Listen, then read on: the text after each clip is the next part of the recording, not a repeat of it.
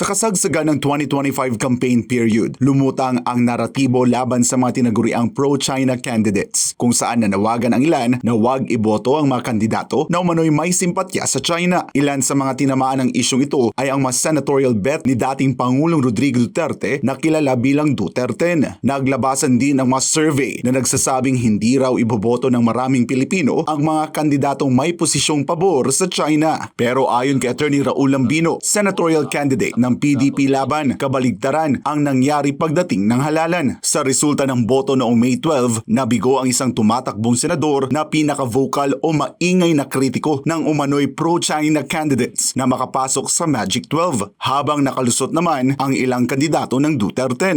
Huwag iboto yan si Lambino, huwag iboto yung mga ibang kandidato ng Duterte because they are pro-China. Pag binoto nyo yan, mga yan, sasakupin nila ang Pilipinas, ang China, sakupin nila ang Palawan, sakupin nila. At pag yan ang gusto nyo, huwag nyo na rin akong iboto, sabi ng isang kandidato. Di hindi siya binoto, talo tuloy siya. Lang may gusto na magiging pro-America ka or pro-China ka or pro-Japan ka or pro-Russia, pro-Ukraine. We are all pro-Filipino, pro-Philippines tayo. Dagdag pa ni Lambino, base sa kanyang naging karanasan sa kampanya at pakikipag-usap sa mga botante, mas pinahalagahan pa rin ng mga tao ang mga issue na may direktang impact sa kanilang kabuhayan, gaya ng hanap buhay at presyo ng mabilihin.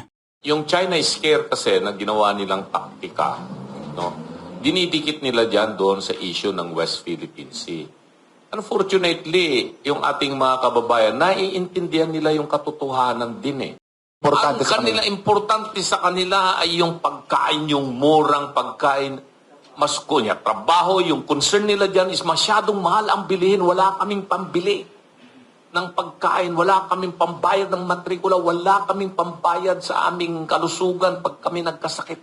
Yun ang concern ng mga tao. Para naman kay dating Senador Nicky Cosseteng, hindi na epektibo ang ganitong klaseng campaign messaging. Obviously, sa resulta ng eleksyon, hindi naging efektibo. Ang nangyari lang, nagkalat lang sila ng lagim. Nagkalat lang sila ng pananakot, pag-aalinlangan. That was all that was garnered from that kind of a campaign. Ayon pa kay Cosseteng, nagagamit na lamang ang issue ng West Philippine Sea bilang isang political attack tool. Sa huli, may bilin ang dating senador sa mga Pilipino sa gitna ng issue sa mga pinag-aagawang teritoryo sa pagitan ng Pilipinas at China. Yan po ay talagang, yan ang nangyayari sa kasalukuyan. Politika talaga lahat ito. At huwag po tayo magpapatulak, kaliwat kanan, dito sa usapin na ganito. Bakit? Merong mga interes. At yun ang yayabong. Yung kanilang interes, yun ang gusto nilang pairalin.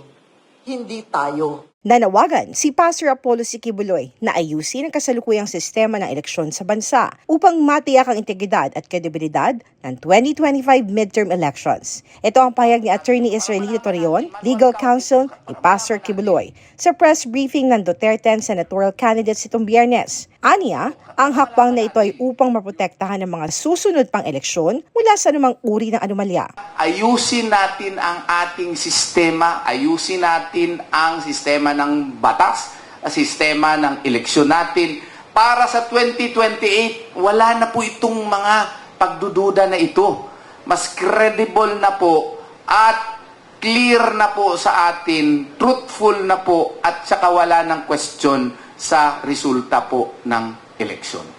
Nauna nang nanawagan si Pastor Kibuloy ng manual counting ng mga boto, kasunod ng umano yung mga anomalya at kahina-hinalang resulta sa botohan. Nakiisa naman ang kanyang mga kapwa-kandidato sa PDP laban na tinaguriang Duterte 7 sa panawagan ng manual counting ng mga boto upang maibalik ang tiwala ng publiko sa proseso ng eleksyon. Kabilang sa Duterte 7 sina Pastor Apollo Siquibuloy, Attorney Vic Rodriguez, Attorney Jimmy Bondo, Attorney Raul Lambino, Attorney J.V. Hinlo, Dr. Richard Mata, at Philip Salvador.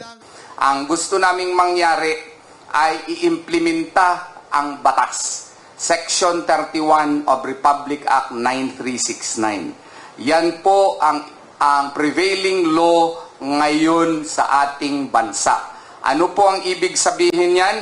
Na ang botohan natin ay electronic, pero pag bilang po ng mga boto sa presinto, kailangan po ito manual counting. I ask the newly elected legislators, both houses, sa Senado at sa Kongreso, na amindahan na natin itong automated election system law sapagkat ang sinasabi naman talaga ng ating saligang batas, secrecy in voting pero full transparency pagdating sa counting. We want Section 31 of 9369 to be implemented. Manual count, hindi po recount. Para naman kay Atty. Raul Lambino, na personal na nakaranas ng aberya sa eleksyon, isang centralized defect umano ang nangyari sa eleksyon. Hindi lahat ng mga bumoto para sa kandidatong gusto nila sa halalan na ito, yung boto nila ay nabilang ng tama. Dahil depektibo yung mga makina at mga teknolohiya na ginamit po rito sa halalan na ito. Centralized defect ang nangyari dito. Nakasaad sa Section 31 ng Republic Act No. 9369 o Election Modernization Act ang mga probisyon hinggil sa manual na pagbibilang ng mga boto na kabilang sa paggamit ng automated election system. Ayon sa batas, ang pagbasa at pagtatala ng mga balota ay dapat isagawa sa paraang mano-mano upang matiyak ang transparency at kredibilidad ng proseso ng halalan. Hindi makapaniwala ang mga kababayan natin sa Japan na 3 lamang na senatorial candidates mula sa PDP Laban ang nakapasok sa Magic 12 para sa halalan. Kung pagbabasihan ang mga resulta mula sa Mindanao, Visayas, maging sa lahat ng mga OFW sa buong mundo, pasok na pasok ang Duterte na. Kaya naman isang panawagan ang kanilang isinagawa sa labas ng Shinjuku Station sa Tokyo noong linggo. Apektado ang Filipino community sa Japan sa naging resulta ng halalan dahil sa dami ng mga aberya at anomalya sa isinagawang online voting. Sa Pilipinas naman, di rin mabilang ang mga botanteng nagreklamo na meron daw irregularidad sa paraan ng bilangan gamit ang automated counting machines o ACMs. Very disappointed kasi sobrang madaya. Niluto yung nasa machine talagang naka-program na. Ngayon, magtataka ka tulad kay Pastor. Bakit sa mga survey nandun si Pastor kasama? Bakit naman paglabas sa election 42 nakapako? Totoo, meron ba ganon? Parang napaka-imposible, kaya very disappointed kami, lahat ng pamilya ko, mga kapatid ko sa Pilipinas, nag-iyakan kami kasi lahat kami Duterte.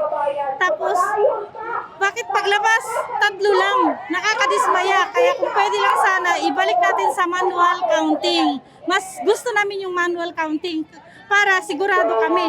At saka, babalik yung tiwala ng tao sa eleksyon kasi makikita yung transparency talaga. Kaya mas gusto namin manual counting. Yung panawagan ni Atty. Torion, talagang sasama kami. Ito lang po masasabi namin, magkaroon po sana at marinig kami na magkaroon ng manual voting ngayon na. From now on, hindi na kami papayag na madaya pang muli. Ayon kay PDP Japan President Berwin D, wala na umano silang tanong sa mga nanalong senador kundi ang karapatang makita ang mga boto ng mga OFW. We congratulate them. Ang gusto natin, yung karapatan nating makita ang ating boto. Yung karapatan natin na bilangin sa harapan ng ating mga mata at makita natin na ang boto ng isang Juan ay boto at karapatan ng Panginoon dahil karapatan ng bawat isa natin. Nakisa rin sa panawagan si dating Presidential Communications Operations Office o PCOO Undersecretary Dr. Lorraine Badoy. Samantala, patuloy pa rin ang pakikiisa ng mga Pilipino sa Japan sa panawagan na ibalik na si dating Pangulong Rodrigo Duterte sa Pilipinas, lalo na ngayong siya'y nanalong alkalde ng Davao.